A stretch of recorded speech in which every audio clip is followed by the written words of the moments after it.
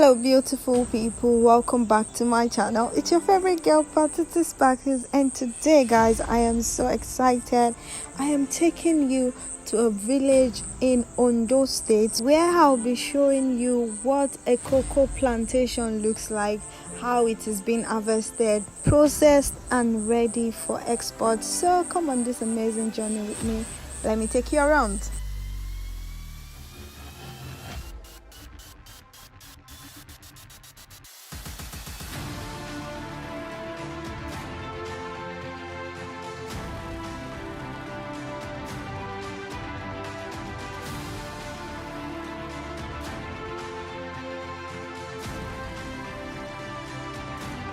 So, beautiful people, welcome to the Okeigbo community Igbo Olodumare in Ondo State, a village where a lot of different tribes, different clans of the Yoruba people come together because of the fertile land and the farming space in this area to plant Nigeria's largest exportable crop, which is the cocoa, and other crops like palm kernels, so on and so forth. But our main focus today is the cocoa plantations. Guys, have you ever been into a cocoa plantation before?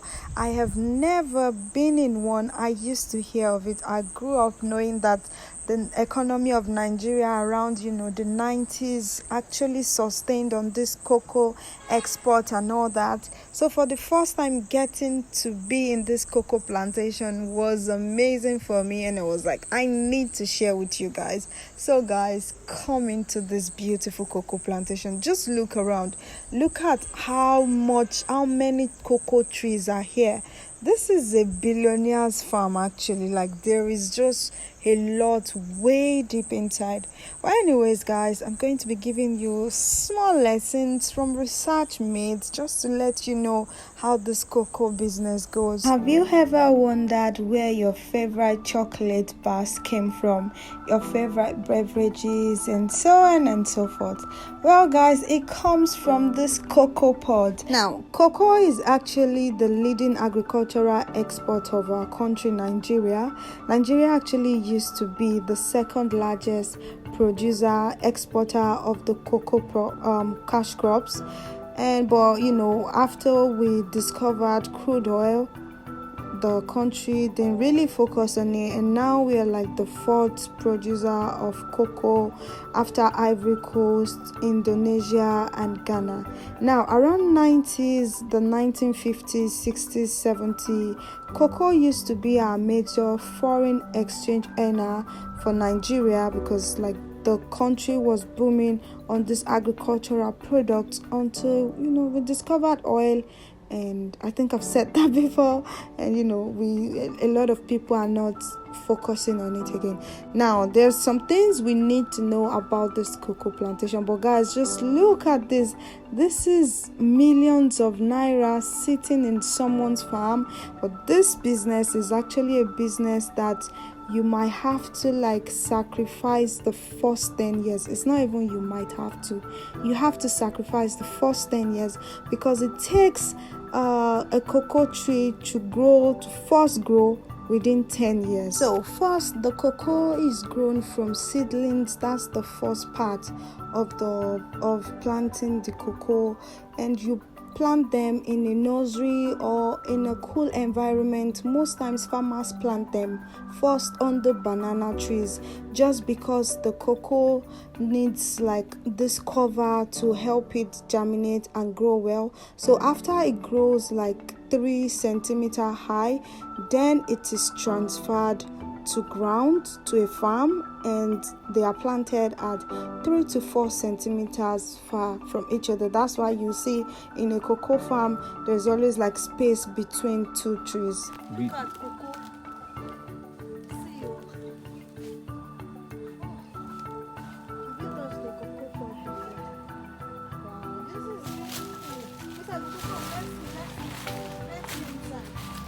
Now, it takes a cocoa tree 10 years to grow, to produce its first fruit.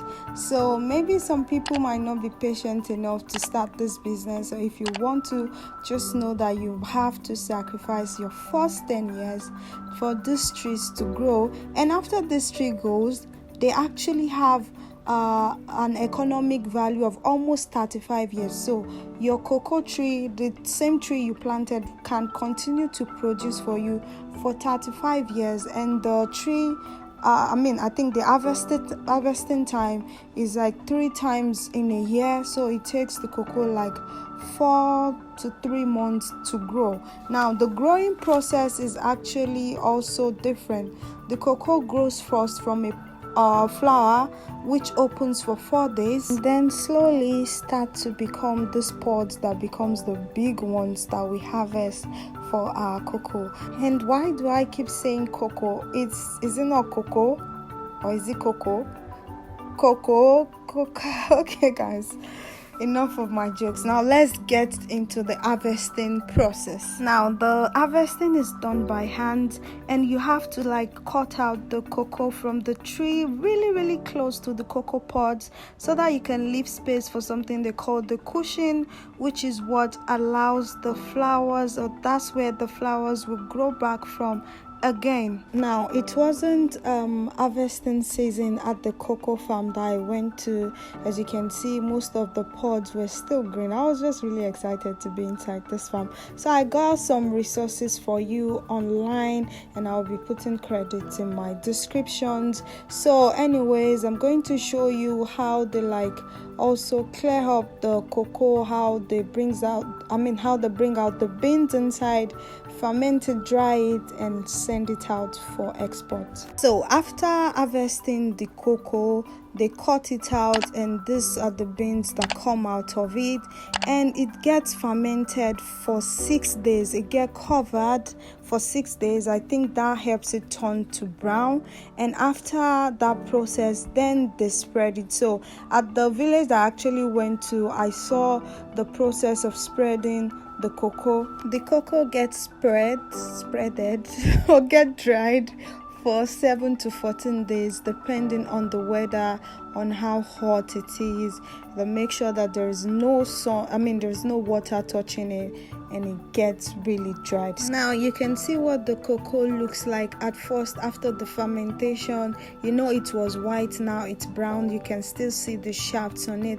Then it gets dried, for the almost 14 days. And how to know that this cocoa is completely dried is that they touch it. Whenever it is non-sticky to the hand, then it's dried. But if it's still sticky, it's not dried. So they wait until it's completely dried. So after being dried, the cocoa gets bagged and sent to wherever in the world that it is needed to be turned to our chocolates, beverages, and whatever things that they make with cocoa.